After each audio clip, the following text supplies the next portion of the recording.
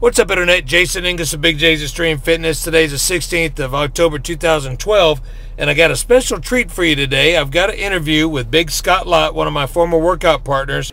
Bottoms up, chest is done, Big Scott Lott in the house. Strongman Seth and Big Scott Lott, Daxton 09. You'll see some videos if you go back in my channel. Amazing deadlift and squats, great workout partner. Love working out with him.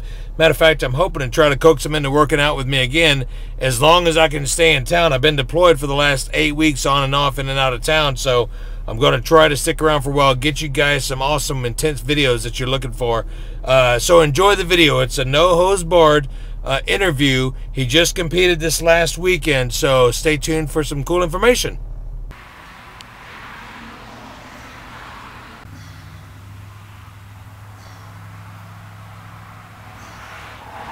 Scott Lott here at Big J's Extreme Fitness, my workout partner. Scott, you competed how many days ago? 3. And how much weight have you gained since then? 35 pounds. Show me what you got right now, brother. Let's see what's up. 35 extra pounds. That's good.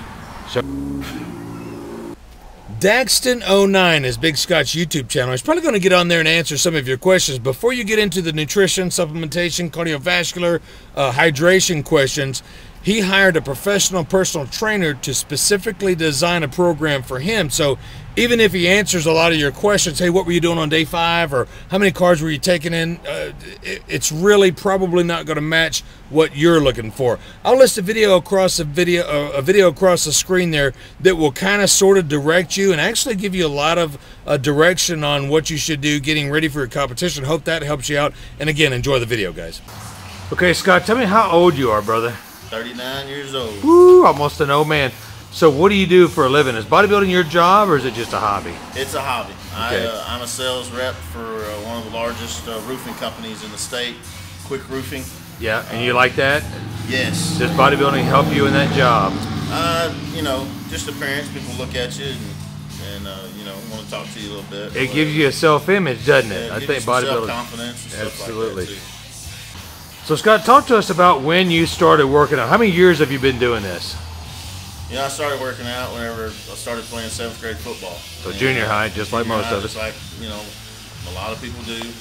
And all through high school, went off to college to play baseball, continued there, came home, and then I started getting really serious into trying to put on some size and weight. This is after college. After college. Yeah, yes. You were so mid-20s, and did you have anybody you worked out with, or inspiration? My inspiration, I mean, of course, my dad was always a big man, big strong man. Everybody always looked up to my dad. He was my hero. So we had some family friends, a guy by the name of Kelly Hitchcock. Yeah, I remember Kelly. He's been Mr. Texas, been Mr. USA. Yeah, I trained with Kelly back in the day. He's got a gym somewhere now still, right? Tyler. He lives in Tyler, okay. KH Fitness in Tyler.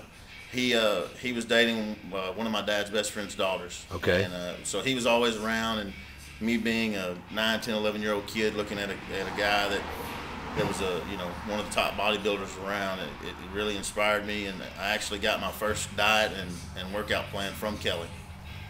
So after you and Kelly kind of didn't part ways, just moved on to a different job, etc., you're growing up, you came into Big J's Extreme Fitness. How long ago was that?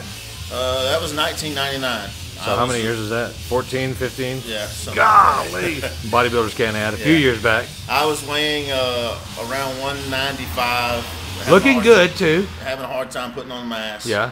And actually, a friend of mine, ex-brother-in-law, came to talk to you, and then was telling me about you. I called, made an appointment.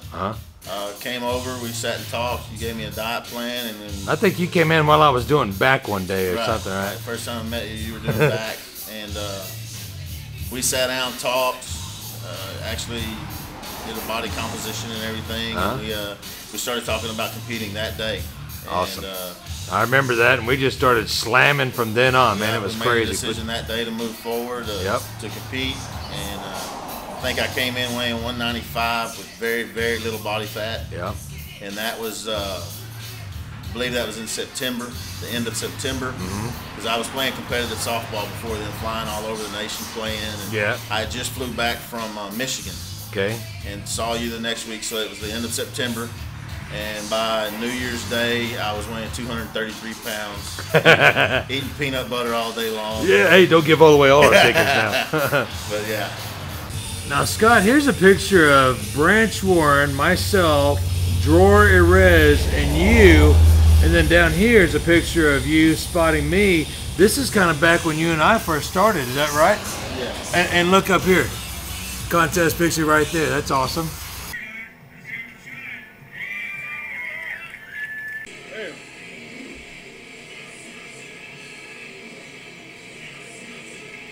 So explain to the viewers, these guys here, what the difference between, okay, bear with me for a second, junior high workouts, high school workouts, workouts with personal trainers, and for real workouts, you know, at a gym that's getting you ready for a competition, etc. Yeah, well, you know, I was still doing body parts at a time. But I was doing 3 sets, 4 sets of 10, something like that. Yeah. Maybe variations of reps, rep counts. And then when I started getting ready to compete, we went to high intensity, 2 sets to max, past max, past failure, every set, every rep. And do you feel that was good or bad for your physique? It was good. I mean, like it made you grow, didn't it? I went from 195 to 233 in a few months, and it has a lot of food and a lot of training. Yes. Yeah. And you had the physique. I saw you and I said, this guy has got the physique to get on stage. Let's do something. We put you on stage, what, 4, 5, 6 months later at the longest? I got on stage in May of the 2000. Yeah, so just a few months later.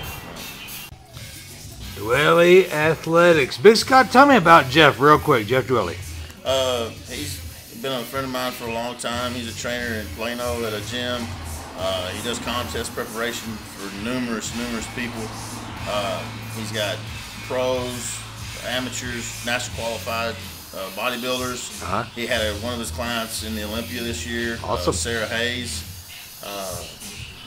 He's a great guy, very knowledgeable, very smart. One of the smartest dietitian guys that I know. And he helped you for this contest, right? Yes, he did. Now, Jeff and I used to compete against each other years and years ago, and I agree with you 100%. He's a great trainer.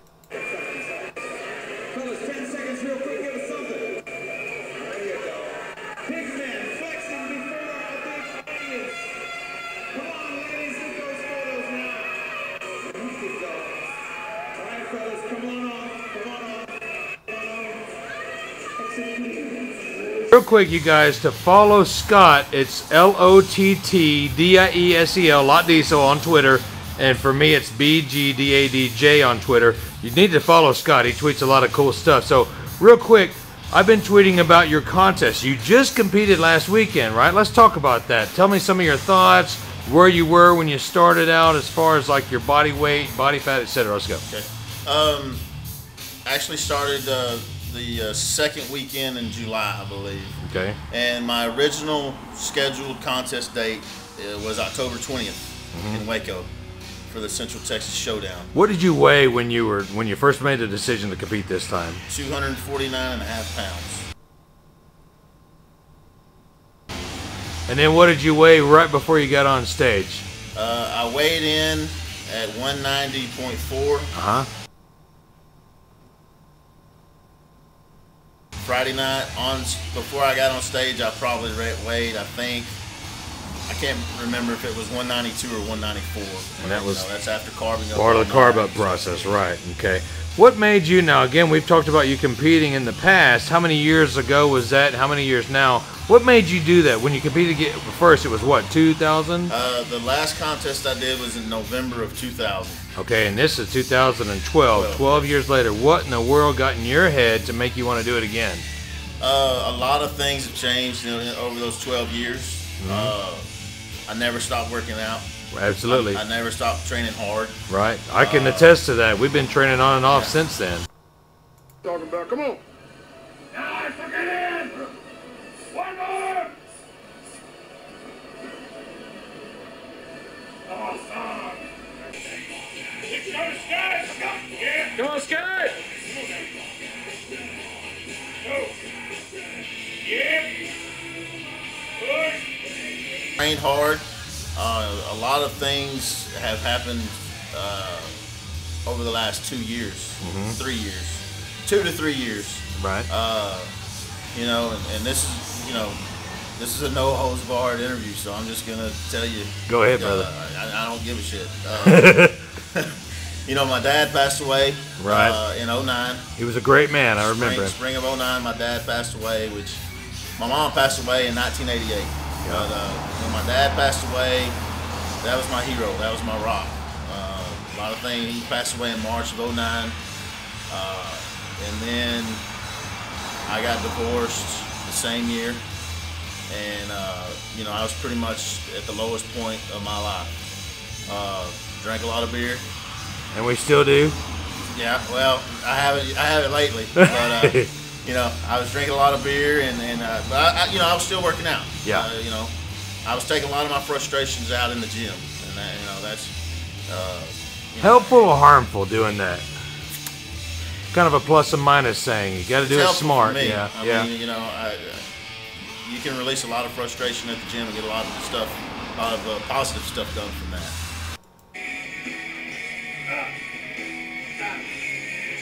Yeah, I don't like these motherfuckers right here, man. I'd rather just good old school, kick you in the nuts, take your lunch money, deadlift off the floor. I agree. I'm gonna pick this shit up. Let's pull it. All right, and then, you know, I was at a low point professionally, mentally, emotionally, and an opportunity came up to go to work in San Antonio for a while, and doing the roofing business still. Said I would never travel like that because I'm extremely close to my kids. I have a 14-year-old little girl and a 9-year-old little boy, and but I went ahead and went to San Antonio because I could come home every weekend from San Antonio.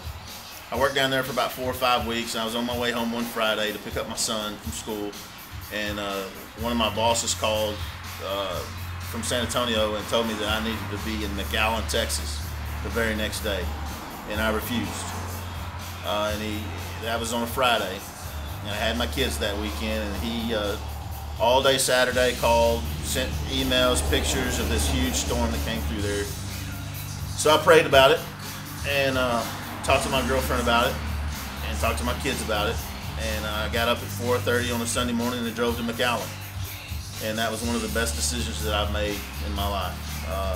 I got down there and found a place to start working, and I think the Lord blessed me because I came across a young woman down there by the name of Erica de la Garza Lopez, and her family owns about 15 to 20 commercial buildings, and I ended up getting all their business. Awesome. And so I stayed down in McAllen working for a few months. Of course, when you're on the road, you live in a hotel. I left out a year weighing 235, and I came back weighing 250. Now, I did join a gym down there, met some great people at gyms down there, but you know, I've still got stuff going on down there now. I just don't have to travel down there all the time. So when I came back home, I have a friend that fights in the UFC, and he was fighting on a Saturday night. Of course, we were drinking beer, watching the fights, and I had been kicking it around in my head about competing, and I was watching Shane Roller is the buddy of mine that fights in the UFC, and just thinking about the training that, and of course he won that night, thinking about the training that he went through to cut weight to get down to his weight class, and kicking the bodybuilding thing around my head. I made a decision that night, and I told my girlfriend and one of my best friends that I'm going to start competing. Awesome, and because you've done that before. You've cut the weight, and you've Right. gotten into the competitions, and it's a rush.